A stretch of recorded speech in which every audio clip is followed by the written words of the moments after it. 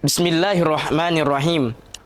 Assalamualaikum warahmatullahi wabarakatuh. Alhamdulillah. Alhamdulillahi wa kafa. Assalatu wassalamu ala rasulihil mustafa wa ala alihi wa sahbihi ahli sidqi wal wafa.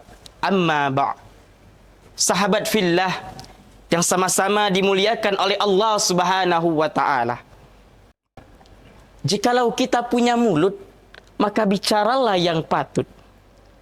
Jikalau kita punya mata, maka lihatlah yang baik-baik saja. Jikalau kita punya telinga, gunakanlah untuk mendengar ayat-ayat Sang Pencipta. Maka dari itu, hendaklah kita memuji dan bersyukur kepada Allah Subhanahu wa taala atas badan yang sehat, otot yang kuat, otak yang cermat, bahkan bisa menikmati nyoklat sambil mendengarkan orang curhat. Alhamdulillah. Apa kata Allah? Wa in ta'uddu ni'matallahi la tuhsuha.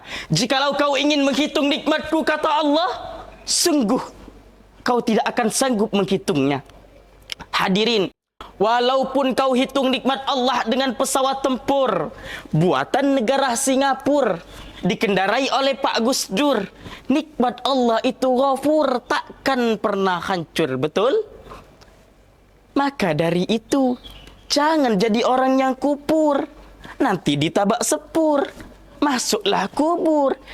Ketika dikubur, disiksa sama malaikat, tepur karena tidak mau bersyukur. Na'udzubillah, summa na'udzubillahi min dzalik. Oleh karenanya, jangan toleh kanan, toleh kiri.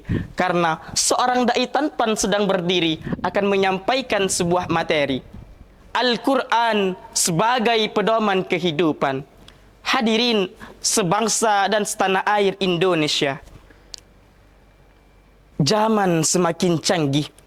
Kecanggihan alat teknologi telah meneropong ke seluruh dunia, sehingga membuat para umat Islam sangat mudah mencuci mata melihat video yang tak selayaknya dipertontonkan, sholat ditinggalkan, tadarus Al-Quran diabaikan. Lantas bagaimana kita akan mendapatkan kehidupan yang tenang, nyaman, dan selamat dunia akhirat jikalau saja sholat sebagai tiang kehidupan kita tinggalkan?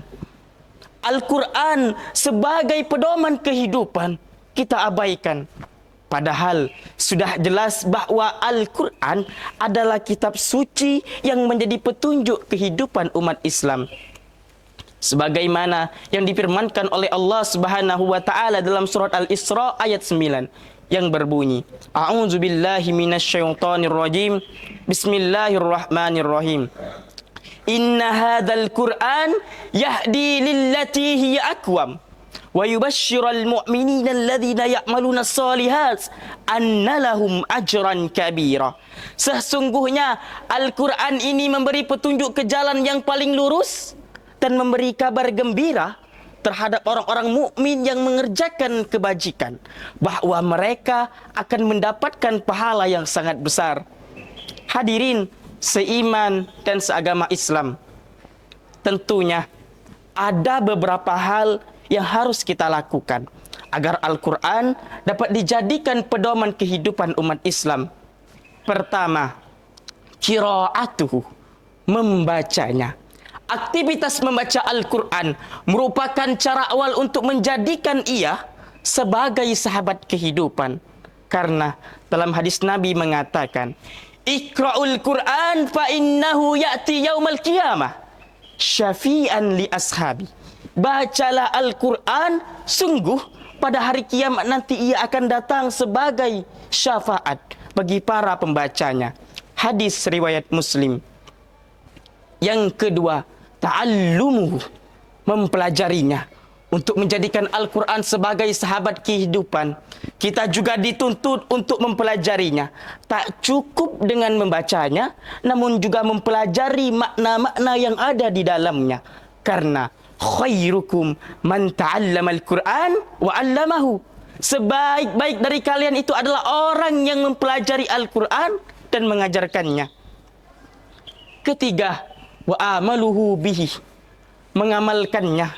Jikalau kita sudah membaca dan mempelajarinya, maka hendaklah bagi diri kita untuk mengamalkan dan mengaplikasikan Al-Quran ke dalam kehidupan kita. Tak cukup dengan mengaplikasikan, namun juga menjadikan Al-Quran sebagai pedoman kehidupan umat Islam. Hadirin yang dirahmati oleh Allah Subhanahu wa taala.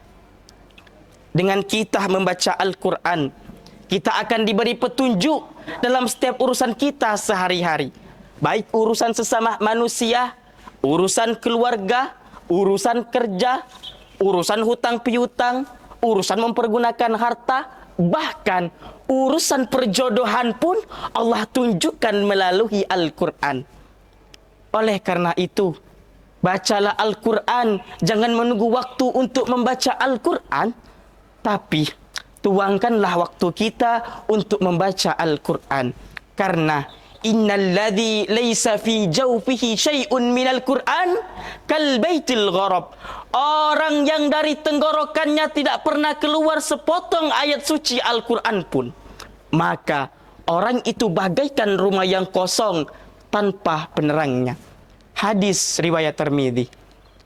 Hadirin, maka dari itu hendaklah kita membaca Al-Quran agar menjadi syafaat pada hari kiamat. Jikalau bukan kitab suci Al-Quran, maka kitab mana lagi yang harus kita jadikan pedoman dalam kehidupan? Mungkin cukup sekian yang dapat saya sampaikan. Ila aqwamit thariq. Assalamualaikum warahmatullahi wabarakatuh.